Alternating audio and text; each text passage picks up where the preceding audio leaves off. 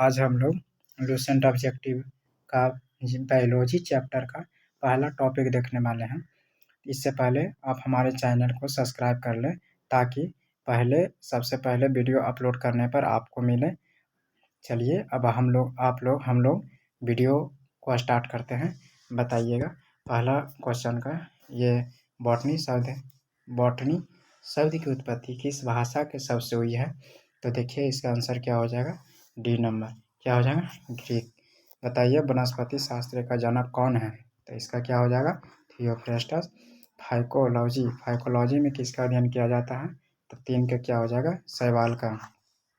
बताइएगा 4 नंबर का आंसर क्या हो जाएगा, 4 नंबर का आंसर क्या हो जाएगा विद्यार्थी, पर्यावरण का अध्ययन जीव विज्ञान के किस शाखा के अंतर्गत किया जाता है? तो इसका आंसर क्या हो जाएगा, पारिस्थितिकी तंत्र के अंतर्गत होता है। बताइए फूलों के संवर्धन के विज्ञान को क्या कहते हैं? तो 5 नंबर का आंसर क्या हो जाएगा, फ्लोरिकल्चर। बताइए डेंड्रोलॉजी का संबंध किसके अध्ययन से है? डेंड्रोलॉजी का संबंध किसके अध्ययन से है? तो 6 का आंसर क्या हो जाएगा, झाड़ियों से। बताइए पुष्पों का अध्ययन क्या कहलाता है? तो पुष्पों का अध्ययन क्या हो जाएगा, एंथोलॉजी। क्या हो जाएगा विद्यार्थी, एंथोलॉजी। अब 8 नंबर क्वेश्चन देखते हैं। 8 नंबर के क्वेश्चन में क्या कहता है, जीवाश्म वनस्पति विज्ञान में अध्ययन किया जाता है। इसका क्या हो जाएगा आंसर, तो 8 के हो जाएगा बी, जीवाश्मों का जीवाश्म वनस्पति विज्ञान के अध्ययन किया जाता है, जीवाश्मों का। बताइए 9 नंबर का वनस्पति संवर्धन से संबंधित विज्ञान की शाखा को क्या कहते हैं? तो 9 का हो जाएगा हॉर्टिकल्चर। बताइए जीवों व वातावरण के अंतर अभिक्रिया से संबंधित जीव विज्ञान की शाखा क्या कहलाती है? तो ये हो जाएगा पारिस्थितिकी तंत्र कहलाती है। वनस्पति विज्ञान की 11 नंबर का देखिएगा विद्यार्थी, वनस्पति विज्ञान की किस शाखा में शैवालों के अध्ययन किया जाता है? तो 11 का हो जाएगा सी, फाइकोलॉजी में, फाइकोलॉजी। अब 12 नंबर क्वेश्चन का आंसर देखते हैं। 12 नंबर का ऑप्शन आ गया। बताइए कि स्पर्मोलॉजी में किसका अध्ययन किया जाता है? तो स्पर्मोलॉजी में बताइए विद्यार्थी कि इसका अध्ययन होता है तो बीजों का। बताइए सिल्वीकल्चर वनस्पति विज्ञान की वह शाखा है जिसमें वर्णन होता है, सिल्वीकल्चर के माध्यम से किसका वर्णन होता है विद्यार्थी? तो होता है वन के विकास के। बताइए एग्रोस्ट्रोलॉजी में अध्ययन होता है 14 नंबर क्वेश्चन का आंसर दीजिए विद्यार्थी। ये हो जाएगा घासों को। एग्रोस्ट्रोलॉजी में किसका अध्ययन होता है? तो घास। 15 नंबर क्वेश्चन का आंसर दीजिए विद्यार्थी, ये क्या होगा 15 नंबर का, पीडोलॉजी में अध्ययन किया जाता है किसको? तो 15 का हो जाएगा किसका, पीडोलॉजी में किसका अध्ययन होता है? भूमि का। बताइए आनुवंशिकता व विभिन्नता के बारे में बताने वाले वनस्पति विज्ञान की शाखा क्या कहेगी? तो क्या हो जाएगा, इसका आंसर दीजिए। तो ये हो जाएगा आनुवांशिकी। बताइए पौधों को नाम देने वाला विज्ञान क्या कहलाता है? माफ़ कीजिएगा विद्यार्थी, यहाँ ऑप्शन इसका छिप गया है एक पीस, जो कि यहाँ लिखा हुआ वर्तिकाल, यही वही आंसर होगा, वर्तिकी लिखा हुआ यहाँ। पौधों के नाम देने वाले विज्ञान क्या कहलाता है? वर्तिकी कहलाता है। अब हम लोग 18 नंबर क्वेश्चन देखिए 18 नंबर क्वेश्चन में हम लोग आ गए हैं। अब ये 18 नंबर क्वेश्चन क्या कहता है, फलों का अध्ययन क्या कहलाता है? फलों का अध्ययन क्या कहेगा विद्यार्थी? तो ये फलों का अध्ययन क्या कहलाता है? तो इसका आंसर क्या हो जाएगा, पोमोलॉजी। बताइए परागकणों का अध्ययन क्या कहलाता है? तो ना इसका क्या हो जाएगा, पैलिनोलॉजी। बताइए संसार में पौधों के वितरण का अध्ययन क्या कहलाता है? तो 20 का हो जाएगा फाइटोजियोग्राफी। अब बताइए साग सब्जी उत्पन्न करने वाले पौधों का अध्ययन क्या कहलाता है? तो पौधे का अध्ययन क्या, बताइएगा विद्यार्थी, पौधे को उत्पन्न क्या कहलाएगा? तो ये 21 नंबर का आंसर दीजिए। तो ये हो जाएगा ओरेलिकल्चर। बताइए वार्षिक बलियों के अध्ययन क्या कहलाता है? तो 22 का हो जाएगा डेंड्रोलॉजी। बताइए सजावटी वृक्ष तथा वृक्षों झाड़ियों के संवर्धन संबंधित अध्ययन क्या कहलाता है? तो बताइए इसका 23 का क्वेश्चन का आंसर क्या हो जाएगा विद्यार्थी? तो ये हो जाएगा ओरेलिकल्चर। बताइए पौधों की आंतरिक संरचना का अध्ययन क्या कहलाता है? बताइए पौधों की आंतरिक संरचना का अध्ययन क्या कहलाएगा? तो 24 का हो जाएगा, पौधे की आंतरिक संरचना का अध्ययन क्या कहेगा? तो ये शारीरिकी हो जाएगा। पादप विज्ञान की शाखा कवक शास्त्र में किसका अध्ययन किया जाता है? तो 25 का हो जाएगा आंसर। बताइए 26 नंबर क्वेश्चन का आंसर बताइएगा विद्यार्थी। वृक्ष संवर्धन किसका अध्ययन करता है?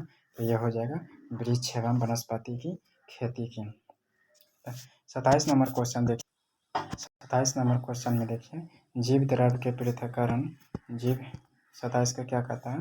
जीव द्रव्य के पृथक्करण एवं संयोजन से संबंधित वनस्पति विज्ञान की शाखा क्या कहेगी? तो ये हो जाएगा इसका आंसर 27 नंबर का। बताइए टिश्यू कल्चर। 28 नंबर का क्वेश्चन का आंसर बताइए विद्यार्थी। काई की तरह के प्राचीन पौधे का अध्ययन है जो नाम आर्द्र वातावरण में बढ़ता है। काई की तरह के प्राचीन पौधे का अध्ययन है जो नाम आर्द्र वातावरण में भी बढ़ता है, क्या कहलाता है? इसका आंसर देखिए विद्यार्थी 28 नंबर का आंसर क्या हो जाएगा? तो ये ब्रायोलॉजी। बताइए 29 का आंसर का कोशिका के वैज्ञानिक अध्ययन को क्या कहते हैं? तो 29 नंबर का आंसर क्या होगा? तो ये साइटोलॉजी हो जाएगा। बताइए 30 नंबर का क्वेश्चन का आंसर बताइए विद्यार्थी। 30 नंबर का विज्ञान की एक शाखा जो भी किसी पौधे के जीवन चक्र में समाविष्ट सभी आवधिक घटनाओं के अनुक्रम से संबंधित है, जो कि फसल के वानस्पतिक और प्रजनन विकास अवधि पर मौसम की गतिशीलता को समझने में सहायता करती है, उसे क्या कहते हैं? तो 30 के आंसर हो जाएगा घटना विज्ञान। अब बताइए 31 नंबर क्वेश्चन का आंसर दीजिए। जीव विज्ञान की एक शाखा जिसमें कवक का अध्ययन किया जाता है क्या कहलाता है? तो यह हो जाएगा माइकोलॉजी। देखिए विद्यार्थी अब हम लोग चैप्टर 2 में आ गए हैं, तो इसका आंसर बताइएगा। बताइए विद्यार्थी चैप्टर 2 का पहला क्वेश्चन आ गया। इसमें निम्नलिखित में से किसे वर्गीकी का पितामह कहा जाता है? तो ये हो जाएंगे लिनियस। और ध्रुनाम पद्धति के प्रतिपादक कौन है? तो ये इनका आंसर क्या हो जाएगा? वह भी हो जाएगा लिनियस। बताइए वर्गीकरण का प्राकृतिक सिस्टम किस वनस्पति विज्ञान ने प्रस्तुत किया था? तो 3 नंबर का आंसर क्या हो जाएगा? स्वीडिश ने। अब बताइए पुष्पीय पादपों को किस में रखा गया है?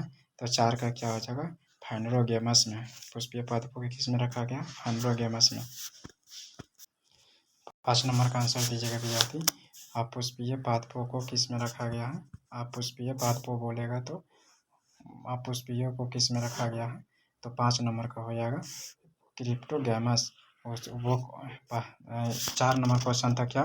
पुष्पीय पौधा। ये क्या है? आप पुष्पीय पौधा। तो इसमें कंफ्यूजन मत होइएगा।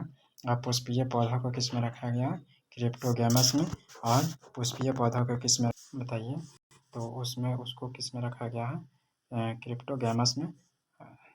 आप पुष्पीय को हाइड्रोगैमस सॉरी उल्टा हो गया विद्यार्थी। नहीं ठीक है। 4 नंबर का हो जाएगा कैसे? फाइंड्रोगेमस। और आप उस पुष्पीय कहेगा तो फाइंड्रोगेमस। आप पुष्पीय कहेगा तो फाइंड्रोगेमस। और आप पुष्पीय कहेगा तो क्या हो जाएगा? आप पुष्पीय कहेगा तो आप पुष्पीय में क्या हो जाएगा विद्यार्थी?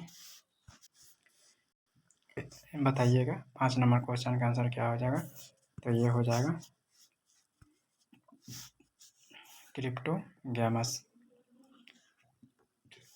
वर्गीकरण की आधारीय इकाई क्या था? तो वर्गीकरण की आधारीय इकाई क्या है? तो स्पेसीज हो जाएगा। स्पीस हो जाएगा। हाइड्रोफाइटस होते हैं। हाइड्रोफाइटस क्या होता है? तो यह जलीय पौधा होता है। द्विनाम पद्धति का अभिप्राय है पौधों के नामों को 2 शब्दों में लिखना, जो बताता है ये क्या बताता है? तो वंश व जाति को बताता है। वंश और जाति। बताइए 9 नंबर क्वेश्चन क्या हो जाएगा? जिन पौधों पर बीज बनते हैं किंतु पुष्प नहीं लगते हैं उसको क्या कहते हैं? तो ये हो जाएगा आवृतबीजी पौधा। बताइए जीवाणु की खोज किसने किया था? तो 10 का हो जाएगा ल्यूवेनहॉक ने। बताइए जीवाणु से संबंधित निम्न कथनों में कौन सही है? तो 11 नंबर का आंसर क्या हो जाएगा? ये अधिकांश जीवाणु विधिपोषी होते हैं किंतु कुछ स्वयंपोषी होते हैं। अब 12 नंबर क्वेश्चन देखिएगा। 12 नंबर क्वेश्चन देखिए विद्यार्थी क्या कहता है? इसका आंसर दीजिए। जीवाणुओं को पौधे माना गया है क्योंकि इसका क्या कारण है? तो ये इनमें कठोर कोशिका भित्ति होती है, इसी कारण जीवाणु को माना गया। बताइए जीवाणुविक कोशिकाओं में नहीं होते हैं। जीवाणुविक कोशिकाओं में क्या नहीं होता है? तो ये हो जाएगा सूत्रकणिका। बताइए जीवाणु की साधारण आकृति क्या होती है? तो ये 14 नंबर क्वेश्चन का आंसर बताइए। तो यह क्षार रूपी होती है।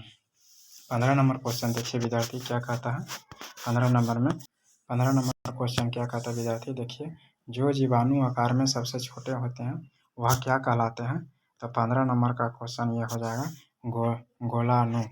अब 16 क्वेश्चन देखिए। 16 नंबर एक गोल जीवाणु कहलाता है। एक गोल जीवाणु कौन कहलाता है? तो ये कोकस हो जाएगा।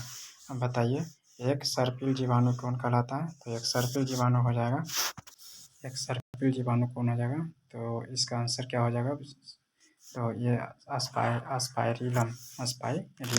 बताइए 18 नंबर का वास्तविक केंद्रक किसमें अनुपस्थित होता है? तो किसमें अनुपस्थित होता है वास्तविक केंद्रक? जीवाणुओं में। बताइए निम्नलिखित में से कौन सर्वाधिक संख्या में पाई जाती है? तो 19 का आंसर बताइए। जीवाणु सर्वाधिक संख्या में पाई जाती है। बताइए 20 नंबर का क्वेश्चन। 20 नंबर देखिए विद्यार्थी क्या कहता है। 20 नंबर में कहता है बैक्टीरिया में पाया जाने वाला प्रकाश संश्लेषी आस्य कहलाता है। इसका मतलब क्या होगा? इसका आंसर बताइए। आस्य क्या कहलाता है? वर्निक्लिक कहलाता है। क्या कहलाता है? वर्निक्लिक। क्या कहलाता है? वर्निक्लिक कहलाता है। अब देखिए पश्चर प्रसिद्ध क्या है? पश्चर प्रसिद्ध क्या कहलाता है? तो 21 नंबर का आंसर क्या हो जाएगा? ये रोगों की जर्म थ्योरी के लिए होता है। जर्म थ्योरी के लिए। बताइए 22 नंबर क्वेश्चन का आंसर क्या हो?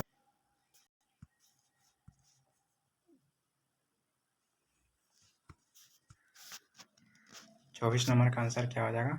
मूल ग्रंथियों पाई जाती है। मूल ग्रंथि कहाँ पाई जाती है? तो इसका आंसर क्या हो जाएगा? 24 का आंसर बताइए। मूल ग्रंथि कहाँ पाई जाती है? तो ये कुछ मूल ग्रंथि कहाँ पाई जाती है? कुछ लेग्यूमिनस पादपों तथा कुछ अन्य पादपों में भी पाई जाती है। बताइए अधिक नमक वाले अचार में जीवाणु जीवित नहीं रह पाता है क्योंकि? 25 का क्वेश्चन का आंसर बताइए। क्योंकि ये जीव द्रव्य कुंचित हो जाते हैं और इस तरह मर जाते हैं। बताइए 26 क्वेश्चन। ये रहा आपका 26 क्वेश्चन। इसका आंसर बताइए। मानव के आंत में पाए जाने वाला जीवाणु क्या कहलाता है? बताइए इसका आंसर क्या होगा? एसरसीरिया का कोलाई कहलाता है। एसरसीरिया कोलाई कहलाता है। तपेदिक उत्पन्न करने वाला जीवाणु क्या कहलाता है? तो इसका आंसर क्या हो जाएगा? माइकोबैक्टीरियम। बताइए भोजन की विषाक्त उत्पन्न होती है। भोजन की विषाक्त किससे हो जाती है? तो ये बताइए। क्लस्ट्रीडियम बॉटुलिनम द्वारा होता है। भोजन विषाक्त किसके कारण हो जाता है? तो क्लस्ट्रीडियम बॉटुलिनम द्वारा हो जाता है। बताइए 29 नंबर क्वेश्चन का आंसर बताइए विद्यार्थी। एंटीबायोटिक अधिकांशतः प्राप्त होती है। एंटीबायोटिक किससे प्राप्त होती है? एंटीबायोटिक कौन सा? एंटीबायोटिक अधिकांशतः किससे प्राप्त होती है विद्यार्थी? 29 का आंसर बताइए। तो ये हो जाएगा जीवाणु से। किससे? जीवाणु से। यदि एक जीवाणु कोशिका प्रति 20 मिनट में विभाजित होती है तो 2 घंटों में कितना जीवाणु बनेंगे? तो इसका आंसर बताइए। तो ये हो जाएगा 64। बताइए नाइट्रोजन यौगीकरण में निम्नलिखित में से कौन सी फसल सहायक होता है? नाइट्रोजन में कौन सी फसल सहायक होता है? तो ये हो जाएगा फली। 32 नंबर का आंसर बताइए। 32 का आंसर क्या हो जाएगा? नाइट्रोजन स्थिरीकरण में हीमोग्लोबिन का क्या कार्य होता है? 32 का क्या हो जाएगा? ऑक्सीजन का अवशोषण करना। बताइए चाय की पत्ती के क्यूरिंग में किसका उपयोग होता है? तो चाय के पत्ती के क्यूरिंग में किसका उपयोग हो जाएगा विद्यार्थी? 33 नंबर का आंसर दीजिए। तो यह हो जाएगा जीवाणु का। किसका? जीवाणु। हम लोग 34 नंबर क्वेश्चन देखेंगे।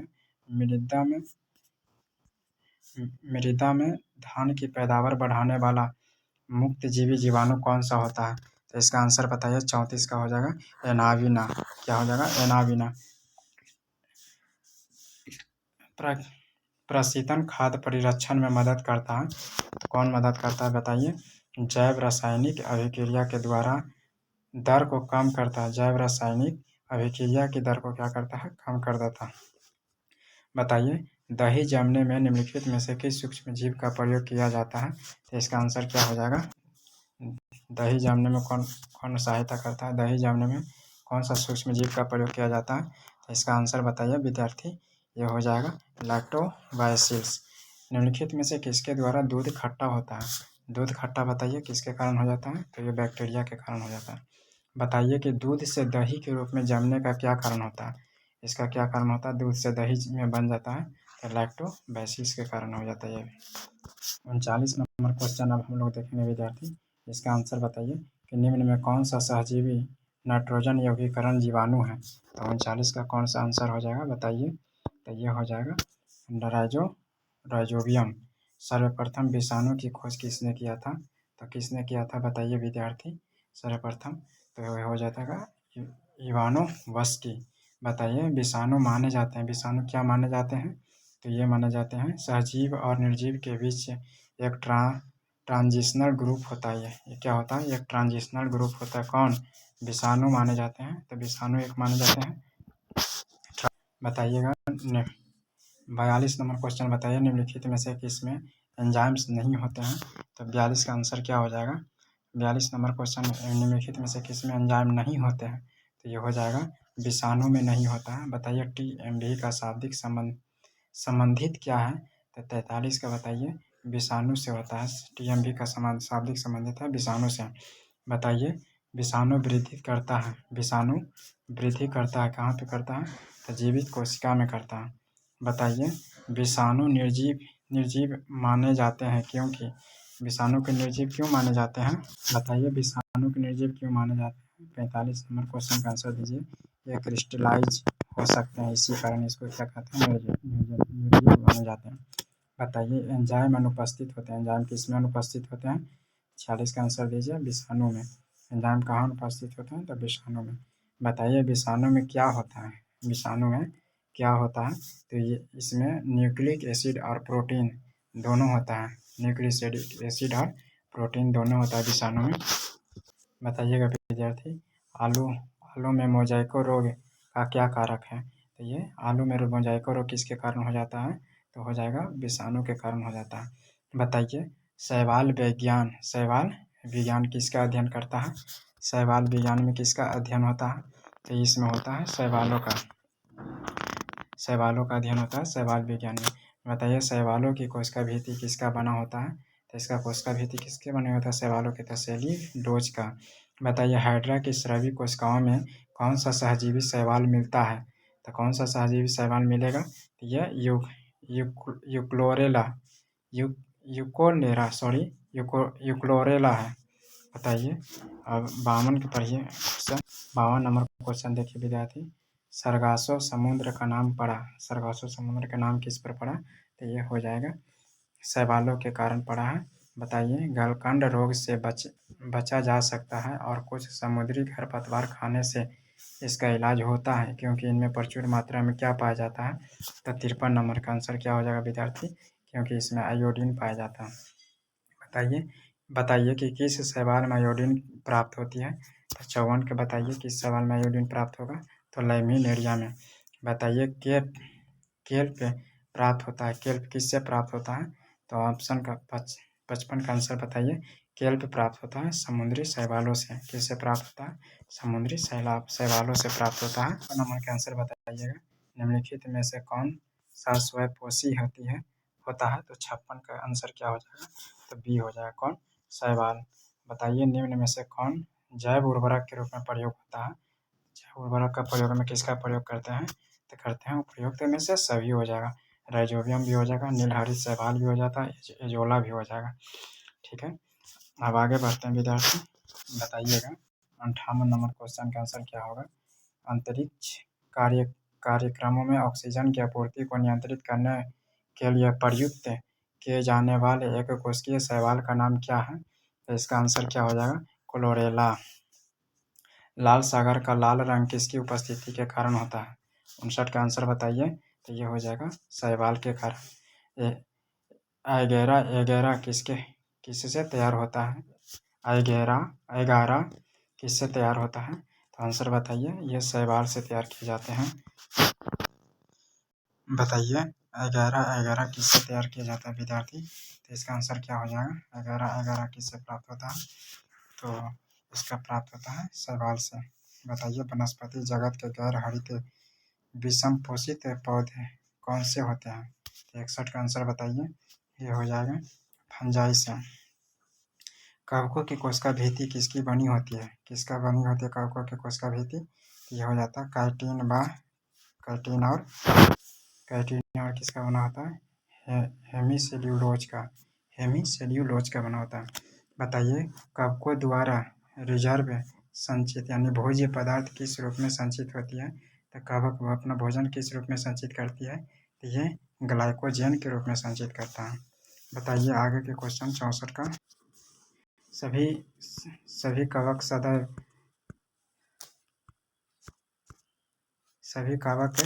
सदैव क्या होते हैं? तो इसका आंसर क्या हो जाएगा? ये विविध पोषी होते हैं सभी कवक। बताइए 65 का। माइकोराइजा सहजीवी संबंध किनके मध्यम होता है? तो 65 का आंसर क्या हो जाएगा? यह हो जाएगा बी नंबर। क्या? कवकों व उच्च पौधों की जड़ों की। बताइए वृक्ष की छालों पर उगने वाला कवक कहलाता है। वृक्ष के छाल पर उगने वाला कवक क्या कहेगा विद्यार्थी? तो ये कोटिकोलस कहलाएगा। क्या कहेगा? कोटिकोलस। गोबर पर उगने वाले कवक क्या कहलाते हैं? 67 के क्या हो जाएगा? 67 के बताइएगा गोबर पर उगने वाले कवक को क्या कहते हैं? ये हो जाएगा गोबर पर उगने वाले कवक को कहते हैं कोटिकोलस कहते हैं। क्या कहते हैं? 67 का क्या कहेंगे? क्रोफिलस। क्या कहेंगे? क्रोफिलस। क्या कहेंगे? क्रोफिलस कहते हैं। बताइएगा निम्न में किसमें क्लोरोफिल नहीं होते हैं? तो 68 का क्या हो जाएगा? ये कवक में नहीं होते हैं। आलू व लेट ब्लाइट उत्पन्न होते हैं। लेट ब्लाइट किससे उत्पन्न होता है? 69 का ये फाइटोथोरा इन्फेंटेंस द्वारा होता है। फाइटोथोरा इन्फेंटेंस के द्वारा तैयार होता है आलू। 70 नंबर क्वेश्चन का आंसर दीजिए। डबल रोटी के निर्माण में काम आने वाला कवक क्या कहलाता है? तो ये हो जाएगा साइक्रोमाइसीज सेरेबिस। बताइए पेनिसिलियम क्या है? पेनिसिलियम क्या हो जाएगा? तो 71 का सी बताइए कवक हो जाएगा। पेनिसिलियम की खोज किसने की थी? तो 72 का क्या हो जाएगा? ये एल्क्जेंडर फ्लेमिंग ने पेनिसिलिन की खोज किया। आर्गोट किससे प्राप्त होता है? आर्गोट किससे प्राप्त होता है विद्यार्थी? तो बताइए ये हो जाएगा क्लाइवीसेप्स से आर्गोट प्राप्त होता है। बताइएगा 74 नंबर क्वेश्चन। औद्योगिक स्तर पर पेनिसिलिन प्राप्त किससे किया जाता है? तो 74 का आंसर क्या हो जाएगा? ये पेनिसिलियम क्राइसोजेनम से प्राप्त किया जाता है। बताइए 75। इष्टमेकायिक जनन होते हैं। इष्टमेकायिक जनन किसके कारण होता है? मुकुलन के द्वारा होता है। बताइए जब गेहूं के गूथे हुए आटे में इष्ट कोशिकाएं मिलाई जाती हैं तो डबल रोटी कोमल और छिद्रयुक्त हो जाती है, क्योंकि इसका क्या कारण हो सकता है? तो इसका कारण होता है क्योंकि उसमें CO2 का उत्पादन कर रोटी को स्पंजी बना देता है। क्या करता है? रोटी को स्पंजी। 77 नंबर क्वेश्चन देखिएगा विद्यार्थी। 77 कहता है निम्नलिखित में से कौन खाने योग्य कवक है? तो खाने योग्य कवक कौन सा होता है? तो ये होता है 24D। सॉरी विद्यार्थी, ये गलती से टिक यहाँ लग गया। ये हो जाएगा एगैरिकस। क्या हो जाएगा? खाने योग्य कवक कौन सा होता है? एगैरिकस होता है। खाने योग्य कवक कौन सा होगा? एगैरिकस। सॉरी। अब 78 नंबर क्वेश्चन देखिए। LSD किससे प्राप्त होता है? तो LSD प्राप्त होता है 78 का। बताइए ये हो जाएगा कवक से। LSD किससे प्राप्त होता है? तो ये कवक से प्राप्त होता है। बताइए विस्तृत स्पेक्ट्रम प्रतिजैविक किससे उत्पन्न होती है? तो विस्तृत स्पेक्ट्रम प्रतिजैविक किससे उत्पन्न होता है? बताइए ये हो जाएगा स्ट्रेप्टोमाइसिस के द्वारा। बताइए स्ट्रेप्टोमाइसिन को किससे पृथक किया जाता है? स्ट्रेप्टोमाइसिन किससे पृथक किया जाता है? तो रुक जाइए, आप समझा पाओगे।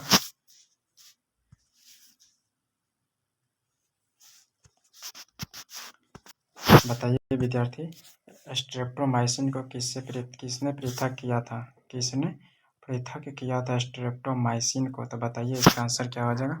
बक्समैन। क्या हो जाएगा? बक्समैन। टीका रोग किसमें होता है? तो 81 का क्या ना हो जाएगा? यह मूंगफली में टीका रोग होता है। बताइए गन्ने में लाल सरण रोग किसके द्वारा उत्पन्न होता है? तो ये बताइए, ये हो जाएगा कवक के द्वारा। बताइए सामान्य खाद्य छात्र के क्या होते हैं? खाद्य छात्र क्या होता है? तो इसका ऑप्शन छापा हुआ है, 1 मिनट। बताइए विद्यार्थी, खाद्य छात्र के क्या होता है? तो 83 का क्या हो जाएगा ऑप्शन? आंसर क्या हो जाएगा? ये हो जाएगा कस कसकर कसकर ठसाठस भरे कवक जल होता है खाद्य छात्रक। कसकर ठसाठस भरे छात्रक क्या होता है? ये कवक जाल होता है। 84 नंबर क्वेश्चन का आंसर बताइएगा। मशरूम क्या है? मशरूम क्या है? तो इसका क्या हो जाएगा? मशरूम एक कवक होता है। बताइए प्राथमिक वियुक्त प्रतिजैवी कौन सा था? तो 85 का आंसर बताइए। ये हो जाएगा पेनिसिलिन। बताइए कि एथलीट फुट नामक बीमारी किससे उत्पन्न होती है? तो एथलीट किससे होता है विद्यार्थी? ये होता है कवक के द्वारा। बताइए क्वेश्चन बताइएगा विद्यार्थी। 87 नंबर के निम्नलिखित में से कौन एक कवक एवं ऊंचे पादप की जोड़ों के बीच उपयोगी कार्यात्मक संबंध को दर्शाता है? तो 87 का क्या हो जाएगा? ये हो जाएगा माइकोराइजा। एफ्लाविस किससे बनते हैं? तो 88 का क्या हो जाएगा? कवक से बनते हैं। इस पर विद्यार्थी एफ्लाविस किससे बनते हैं? तो एफ्लाविस किससे बनता है? अभी आपने बताए थे कि एफ्लाविस कवक से बनता है। बताइए कि एस्परजिल्स का उपयोग किसके बनाने में होता है? एस्परजिल्स का उपयोग किसे बनाने में होता है? तो यह होगा पनीर का बनाने में एस्परजिल्स का उपयोग किया जाता है। बताइएगा 90 नंबर का क्वेश्चन। लाइकेन जो एक नग्न चट्टानों पर भी उपस्थित पारिस्थितिकी अनुक्रम को प्रारंभ करने में सक्षम है, वास्तव में किसके सहजीवी साहचर्य हैं? तो 90 नंबर का क्वेश्चन का आंसर बताइए। ये हो जाएगा शैवाल और कवक। बताइए कि निम्नलिखित में से क्या SO2 प्रदूषण का सर्वोत्तम सूचक है? तो 91 का क्या हो जाएगा? ये हो जाएगा लाइकेन। बताइए लिटमस किसमें से निकलता है? तो यानी लिटमस किससे बनता है? तो 92 का हो जाएगा। क्या हो जाएगा? ये हो जाएगा लाइकेन। बताइए 93 का आंसर बताइए विद्यार्थी। 93 नंबर लाइकेन में कवक और शैवाल के मध्य सहजीवी संबंध क्या कहलाता है? तो 93 का क्या हो जाएगा? ये हो जाएगा हेलोटिज्म। क्या कहलाएगा? हेलोटिज्म। बताइए पेड़ों की छालों पर उगने वाले लाइकेन को क्या कहा जाता है? तो पेड़ के छाल पर उगने वाले लाइकेन को क्या कहेंगे? कार्टिकोलस। बताइए चट्टानी स्तरों पर लाइकेन विकास को क्या कहते हैं? लाइकेन विकास को क्या कहते हैं? तो ये हो जाएगा सक्सिकोलस कहलाता है। बताइए 96 का जापान में लोग किस लाइकेन को सब्जी के रूप में खाते हैं? जापान के लोग किस लाइकेन के सब्जी के रूप में खाते हैं? तो C नंबर क्या हो जाएगा? एंडोकार्पन। जापान के लोग किस लाइकेन को खाते हैं? तो एंडोकार्पन को। बताइए 97 नंबर क्वेश्चन। मिर्गी की औषधि किस लाइकेन से प्राप्त होती है? तो मिर्गी की औषधि किससे बनता है विद्यार्थी? ये बनता है परमेलिया से बनता है। ये किससे बनता है? परमेलिया से। कोई विद्यार्थी साउंड आ गया होगा, इसके लिए माफी मांगते हैं। निम्न में से अब बताइए आगे का क्वेश्चन। निम्न में से किस वर्ग को वनस्पति जगत का जलचर कहते हैं? क्या कहते हैं? जल स्थलचर कहते हैं। क्या कहते हैं? जल स्थलचर कहा जाता है। तो इसका क्या हो जाएगा 98 का? ये बताइए। ये हो जाएगा ब्रायोफाइटा को क्या कहते हैं? किसको कहते हैं? ब्रायोफाइटा को क्या कहते हैं? जल स्थलचर कहा जाता है। बताइए जल के स्थान पर मूल भाषा पाया जाता है। जल के स्थान पर क्या पाया जाता है? मूल भाषा। देखिएगा 98 नंबर क्वेश्चन क्या कहता है? निम्न में से किस वर्ग को वनस्पति जगत का जल स्थलचर कहा जाता है? तो इसका क्या आंसर हो जाएगा? जल स्थलचर किसको कहेंगे? ब्रायोफाइटा को। अब बताइए जल के स्थान पर मूल भास पाया जाता है, ये क्या कहलाता है? तो 19 का क्या 99 का आंसर क्या हो जाएगा? ये ब्रायोफाइटा हो जाता है। बताइए ब्रायोफाइटा में सम्मिलित है, ब्रायोफाइटा में क्या सम्मिलित है? तो लिवरवर्ट एवं मॉस सम्मिलित है, लिवरवर्ट एवं मॉस क्या है? सम्मिलित है। आगे बताइए कि 101 हो जाएगा कि बीजों की प्रकृति किसमें उत्पन्न हुई है? बीजों की प्रकृति किसमें उत्पन्न हुई है? तो ये बताइएगा विद्यार्थी। एक नंबर क्वेश्चन का आंसर क्या हो जाएगा? ये हो जाएगा टेरिडोफाइटस। क्या हो जाएगा? टेरिडोफाइटस। बताइएगा जलीय फर्न जिसे जैव उर्वरक के रूप में प्रयोग किया जाता है वह क्या कहलाता है? तो 102 का क्या हो जाएगा आंसर? ये हो जाएगा एजोला। क्या हो जाएगा? एजोला।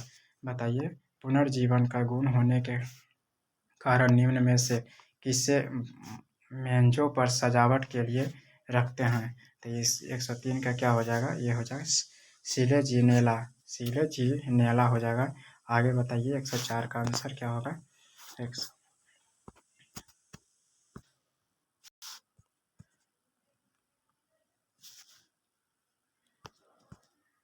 क्या हो जाएगा? जिम्नोस्पर्म। जिम्नोस्पर्म इसका आंसर क्या हो जाएगा? जिम्नोस्पर्म हो जाएगा। जिम्नोस्पर्म। अब बताइए किस वर्ग के पौधे में बीज बनते हैं परंतु बीज नग्न रूप में पौधे पर लगे रहते हैं? इसका क्या आंसर हो जाएगा? 7 का आंसर क्या हो जाएगा? 107 का आंसर क्या हो जाएगा? जिम्नोस्पर्म। ठीक है। अब बताइएगा संसार के सबसे लंबे पौधे किससे संबंधित है? 108 का आंसर बताइएगा विद्यार्थी। 108 का संसार के सबसे लंबे पौधे किससे संबंधित है? तो ये भी हो जाएगा 108 का भी जिम्नोस्पर्म हो जाएगा। अब बताइए जिम्नोस्पर्म का मेवा किसे कहा जाता है? जिम्नोस्पर्म के मेवा चिलगोजा को कहते हैं। कोरेलॉड जड़ किसमें पाई जाती है? कोरेलॉड जड़ किसमें पाई जाती है विद्यार्थी? 110 के आंसर क्या हो जाएगा? साइकस में कोरेलॉड जड़ पाई जाती है। बताइए विद्यार्थी चिलगोजा किससे प्राप्त होता है? चिलगोजा किससे प्राप्त होता है? 112 का आंसर बताइए। ये हो जाएगा पाइनस से। चिलगोजा किससे प्राप्त होता है? पाइनस से। साबूदाना किससे प्राप्त होता है? 113 का आंसर बताइए। साबूदाना किससे प्राप्त होता है? तो साइकस से। दमा एवं खांसी के रोगों में काम आने वाली औषधि इफ्रेड्रिन किससे प्राप्त किया जाता है? 114 का क्या हो जाएगा? ये हो जाएगा इफ्रेड्रा से। किससे प्राप्त होता है? बताइएगा 115 का क्वेश्चन क्या हो जाएगा? ये विषाणु क्या है? तो विषाणु क्या है इसका आंसर बताइए। ये हो जाएंगे अकोष्ठीय होता है। विषाणु क्या होता है? एक अकोष्ठीय होता है। विषाणु पर प्रतिजैविक के प्रभाव के बारे में निम्नलिखित में से कौन सा कथन सही है? तो इसका क्या हो जाएगा? इसका क्या हो जाएगा? ये वायरस अजीवित निर्जीव अस्तित्व है किंतु ये जीवाणुओं के साथ पारस्परिक क्रिया अंतः क्रिया कर सकते हैं। ठीक है। 16 का आंसर 17 नंबर के देखिएगा आंसर विद्यार्थी। 17 नंबर का आंसर बताइए कि तेल प्रदूषण के नियंत्रण में प्रयुक्त होने वाला सुपर बग क्या कहलाता है? 117 का आंसर बताइए। ये हो जाएगा जीवाणु विकृति। क्या हो जाएगा? जीवाणु विकृति। निम्नलिखित में से कौन प्रदूषण संकेतक पौधा होता है? प्रदूषण संकेतक पौधा कौन सा हो जाता है? तो लाइकेन। कौन होता है? लाइकेन। निम्नलिखित में से किसे जैविक खाद के रूप में प्रयुक्त किया जाता है? तो 119 के क्या हो जाएगा? जैविक खाद के रूप में किसे प्रयुक्त करते हैं? तो एजोला का। किसको? एजोला। बताइएगा 20 नंबर क्वेश्चन। 120 नंबर क्वेश्चन क्या होगा? कौन सा जैविक नाइट्रोजन निर्धारण से संबंधित है? तो 120 का क्या हो जाएगा? ये बताइए पादप जगत में निम्नलिखित व्यष्टियों में से कौन सा मुख्यतः जलीय है? ये 121 का क्या हो जाएगा? ये शैवाल होते हैं। बताइएगा आगे का क्वेश्चन। आगे बताइएगा विद्यार्थी 122 नंबर क्वेश्चन। 22 नंबर क्वेश्चन क्या कहता है? ये देखिए 22 नंबर कहता है कि निम्नलिखित में से पौधे के किस हिस्से में विभेदित काया नहीं होता है? तो ये किस में नहीं होता विभेदित काया? तो ये हो जाएगा थाइलोफाइटा में। किस में नहीं होता है विद्यार्थी? थाइलोफाइटा में नहीं होता। बताइए निम्नलिखित में से किसमें जिम्नोस्पर्म के तहत वर्गीकृत किया गया है? तो 123 का आंसर बताइए। ये हो जाएगा पाइनस को। बताइए लिटमस विलियन बैंगनी रंग का ऐसा रंजक होता है जिसमें डॉट डॉट वर्ग के एक पौधे से निकाला जाता है, यह किससे निकाला जाता है विद्यार्थी? यह हो जाएगा थाइलोफाइटा से। बताइए निम्न में से किसे हरीश शैवाल भी कहा जाता है? तो 125 का आंसर क्या हो जाएगा? क्लोरोफाइसिस को हरीश शैवाल कहा जाता है। बताइएगा विद्यार्थी। 26 नंबर क्वेश्चन देखते हैं। 26 क्या कहता है? कहता है निम्नलिखित में से कौन किंगडम फंगी से संबंधित नहीं है? तो ये कौन सा आंसर हो जाएगा?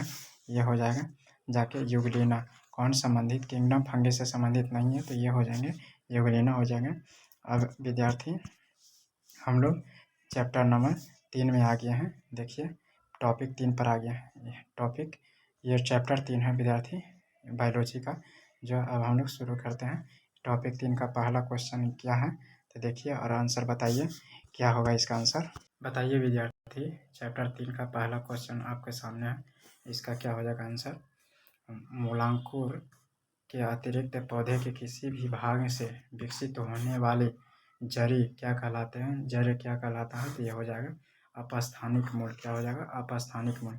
बताइए मूलांकुर से विकसित होने वाले जड़े क्या कहलाते हैं? ये क्या था? मूलांकुर के अतिरिक्त। ये क्या? मूलांकुर से। ये मूलांकुर के अतिरिक्त बोलेगा यानी और कहीं से भी होगा तो क्या हो जाएगा? अपस्थानिक मूल। और ये मूलांकुर से निकल रहा है तो इसको क्या कहेंगे? तो इसको कहेंगे मूसलाजड़। क्या कहेंगे? मूसलाजड़। आगे देखते हैं क्वेश्चन 3 नंबर क्वेश्चन। देखिए विद्यार्थी क्या कहता है कि 3 नंबर में क्या होता है? श्वसन मूल्य मिलती है। श्वसन मूल्य यानी श्वसन वाला जड़ी किसमें मिलता है? तो 3 नंबर का क्वेश्चन हो जाएगा। बताइए आंसर। यह हो जाएगा जूसिया। जूसिया में मिलते हैं। किस में मिलते हैं? जूसिया में। बताइए ऊपरी रोही मूल्य मिलती है। ऊपरी रोही मूल्य किस में मिलता है? तो यह क्या हो जाएगा? 4 का ऑर्किड्स में मिलती है। बताइए डहेलिया की जड़ें होती हैं। डहेलिया की जड़ कैसा होता है? यह कंदील तथा पुलकित होता है। बताइए आगे के क्वेश्चन 6 नंबर क्वेश्चन क्या कहता है विद्यार्थी? देखिए 6 नंबर क्वेश्चन में देखिए और बताइए कि यह न्यूमोटार्फोस अतः श्वसन मूल प्रायः किसमें मिलती है? 6 नंबर का आंसर क्या हो जाएगा? तो ये हो जाएगा मैंग्रोव पादपों में मिलता है। बताइए आर्किड्स में बिलामेन जड़ें होती हैं। आर्किड्स में बिलामेन जड़ें किस में कैसा होता है? यह 7 का सी नंबर हो जाएगा। नमी अवशोषित करने के लिए बताइए निम्नलिखित में से कौन सा एक जड़ नहीं है? तो 8 का क्या हो जाएगा? आलू एक जड़ नहीं है, ये तना होता है। अवस्थम्भ मूल्य किस में पाई जाती है? अवस्थम्भ मूल्य में पाई जाती है 9 का बताइए। ये गन्ना में अवस्थम्भ मूल्य पाए जाते हैं। बताइएगा आगे 10 नंबर क्वेश्चन का आंसर क्या होगा? बताइए विद्यार्थी 10 नंबर में क्या होगा? ये स्तंभ मूल्य होती है। स्तंभ मूल्य किस में होती है? तो 10 का हो जाएगा अपस्थानिक जड़ें होती है। स्तंभ मूल्य कैसा होता है? अपस्थानिक जड़ होती है। अब बताइए आगे का क्वेश्चन जड़ विकसित होती है किसमें? 11 नंबर क्वेश्चन बताइए जड़ किसमें विकसित होती है? तो जड़ विकसित होगा मूलांकुर से। और गाजर एक क्या है? गाजर एक क्या है? तो गाजर एक जड़ होता है विद्यार्थी। बताइए कि निम्नलिखित में से कौन सा यह से पादपों का मुख्य अवशोषक अंग है? तो पादपों का मुख्य अवशोषक अंग कौन होता है? तो यह केवल जड़ होता है। आगे देखते हैं क्वेश्चन 14 नंबर क्वेश्चन क्या कहता है? देखिए आ गया क्वेश्चन। कहता है कि बरगद के पेड़ के तने से लटकने वाली मोटी जड़ें कहलाती है। मोटी जड़ें क्या कहलाती है? बताइएगा। बरगद के पेड़ के तने से लटकने वाली मोटी जड़ें क्या कहलाती है? यह कहलाती है स्तंभ मूल। क्या कहेगा? क्या कहेगा? स्तंभ मूल कहेगा। बताइए निम्न जड़ों में कौन सा गलत है?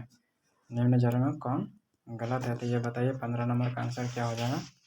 पहले देखिए पहला शंकु एक जड़ है जो ये गलत है। बाकी कुंभी रूप जड़ पाया जाता है। शलजम क्या है? कुंभी रूप में पाया जाता है। मूली क्या है? मूल की तर्क रूप ही जड़ होता है। और मैंग्रोव पौधे क्या होता है? यह श्वसन मूल होता है। ये सब सही है। बाकी ये सब ये क्या है? गलत है। देखिए अब हम लोग 16 नंबर क्वेश्चन देखेंगे। श्वसन मूल पाई जाती है किस में? श्वसन मूल कौन किस में पाया जाता है? बताइए। बी नंबर हो जाएगा राइजोफोरम में हो जाएगा। सॉरी विद्यार्थी कुछ आवाज़ आ रही है। सॉरी विद्यार्थी, कुछ साउंड आ गया था इस वजह से। आगे हम लोग देखते हैं पान की लत। पान की लता में बनने वाली जड़ कौन सी होती है? पान की लता में बनने वाली जड़ कौन सा होता है? तो बताइएगा विद्यार्थी, इसका आंसर क्या हो जाएगा? ये आरोही जड़ होती है। कौन सा जड़ होती है? आरोही जड़। आलू के खाने योग्य भाग को क्या कहते हैं? इसको तना कहते हैं। आगे देखते हैं आगे के क्वेश्चन। आलू के खाने योग्य भाग कौन सा हो जाता है? इसको तना कहते हैं। बताइए कि पर्णकाय स्तंभ एक रूपांतरण होता है, किसमें रूपांतरण होता है? तो ये हो जाएगा पर्णकाय स्तंभ के द्वारा होता है। बताइए निम्नलिखित में से कौन एक तना है? तो आलू एक क्या हो जाएगा? तना हो जाएगा। ठीक है, आगे देखते हैं क्वेश्चन।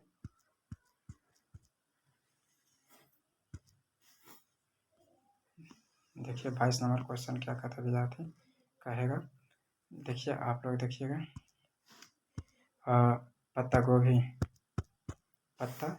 पत्ता गोभी खाद्य पदार्थ का संग्रह कहाँ करता है? तो इसका आंसर क्या हो जाएगा? बताइएगा। ये पत्तियां में हो जाएगी। बताइए कि आलू भूमिगत रूपांतरित तना होता है, जिससे कहा जाता है, क्या कहा जाता है? जिसे क्या कहा जाएगा?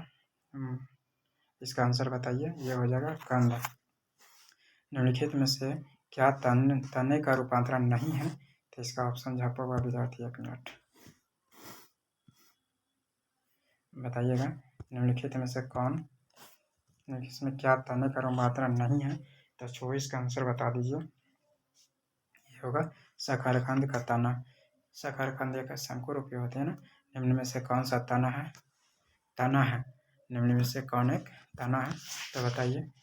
25 का आंसर क्या हो जाएगा आपका? बताइए। बी नंबर, बी अदरक हो जाएगा। इनमें से कौन प्रकंद का उदाहरण है? तो प्रकंद का उदाहरण कौन सा हो जाएगा? बताइएगा। ये हो जाएगा अदरक। आगे क्वेश्चन देखते हैं।